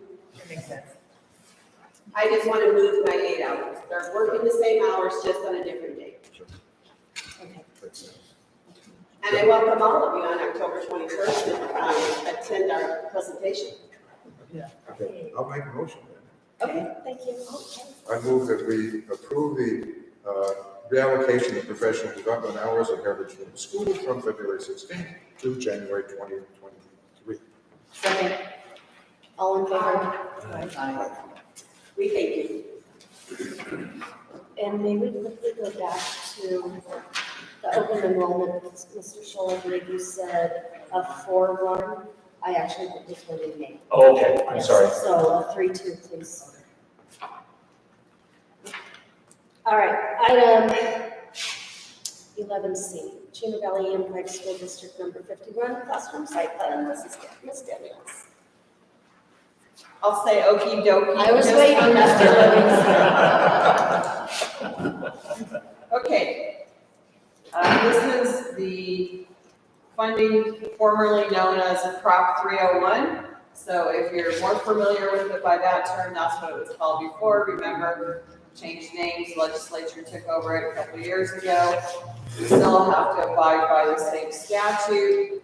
So we had a committee this year to meet and decide a few things. One of the things was, did teachers want to continue to receive the pay quarterly, or did they want it to be in their biweekly paychecks? Because we've been hearing from new staff that it's a hardship not receiving it every paycheck and only receiving it quarterly because of the cost of housing primarily.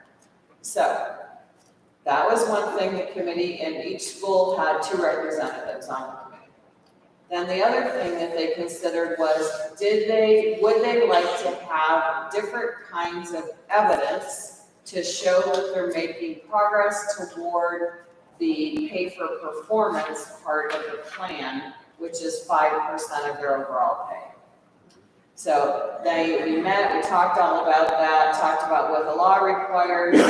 They went back to their campuses, had meetings with their staff, to poll. Overwhelmingly, people wanted to leave it in 4 quarterly pays. And for payroll, we can't do it 2 ways. It's got to be like everybody one way or everybody the other way. So overwhelmingly, like we had 5 people, 5 teachers district-wide. These are only people who are eligible to receive Prop 301 classroom stipend can, say what they think, right?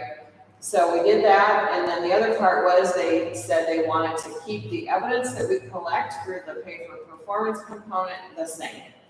So Once that was decided and they brought their votes back to a second meeting, we created a final document. The document went out to everyone who's eligible to receive the money, which this year will be no less than $10,000 per eligible person.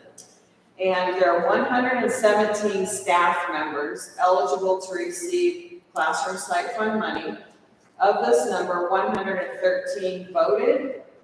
That was due to extended absences, plus we had, so 2 people had extended absences and were able to vote. 2 people who are actually eligible for the money had already left the district. So they didn't get to vote either. So we had 113 vote, 111 people voted yes, 2 people turned in blank ballots. I have no idea why, but they did. And so law requires that we have to have 70% of staff vote, and we had more than that, of course, and we had a 95% affirmative vote. So I am bringing to you tonight the plan and asking if you would approve what the staff says they would like to be their classroom site fund plan. The people who spoke. Questions? Sounds good. Straightforward. Okay. I'll entertain a motion to approve the classroom site plan. Second, or do I have to make a motion? Yes, please. Okay. Consideration for approval? Of the classroom site fund Of the plan. classroom site fund plan. Second, Second. thank you. All in favor? Aye. I'm sure they'll be very happy. They get their first check. Last week. Last week, 29.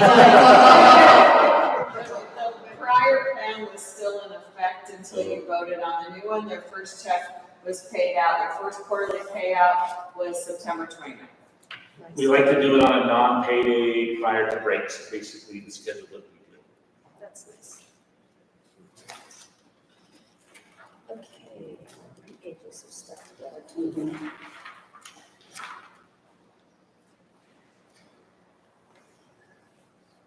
Item 12A, board resolution regarding aggregates expenditure limitation, Mr. Scholl. So, hopefully you're all familiar with the AEL, the aggregate expenditure limit. I've met, last month with Senator Fan to talk about it. There's really a push from, ASA, which is basically the superintendent's group, along with the ASBA, which is what, your group as school board members, along with others, to do a special session of the legislature prior to the regular session, because that actually complicates things when right now you have legislators that are familiar with the process that happened last legislative session. We bring in a whole new crop of new legislators, and there's a significant number of new ones. And there's a learning, you need to get everyone up to speed, and it takes time and delays the process. So the ASBA has put together a model resolution for you all to decide if you want to approve or not. This I would send off to a copy to the ASBA, and they can kind of put it out there that Chino Valley School Board is asking for a special session of the legislature. I have signed a similar letter that has gone out on behalf of the ASA and superintendents. This is just the ASBA doing something similar for school boards. Can we sign 2? I'm kidding. Yeah. Can we write 2 or 3 or 5? Any other discussion on this one? I mean, it needs to happen. I make a motion, we approve the board resolution regarding the aggregate expenditure limit, please. Second. Everyone seconded that. Motion passes. Or all in favor? Aye. Thank you. Aye. Okay, item 12B is our first reading of several revised policies. These policies deal mainly with immunizations, 2 of the immunizations, and public's right to know, freedom of information. And pretty basic stuff. Again, just tweaks of what the legislature put out. This is a first reading only. We'll deal with what we did last time in the next agenda item. So this is just for discussion only, and it will be voted on for approval at the next board. Is there any part of these that you would like to highlight? Not really. All right, It's all pretty basic stuff. all right, that was discussion only. Let's move on to item 12C. We have already gone over these policies, and this is just the approval of said policies.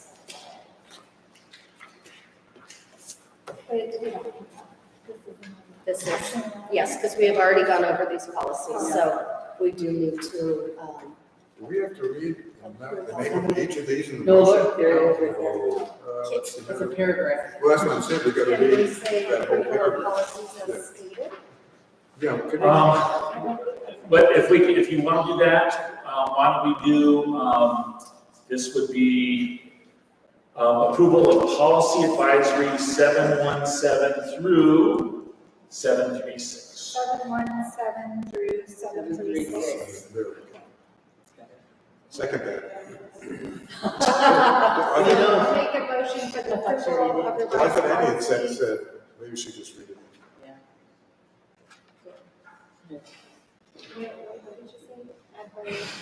Policy advisory. Advisory 717 through 736. Now I can second. Yeah. Yes, you may. All right, all in favor? Aye. Have a glorious rest of your week. Okay. So, I'm done. Okay.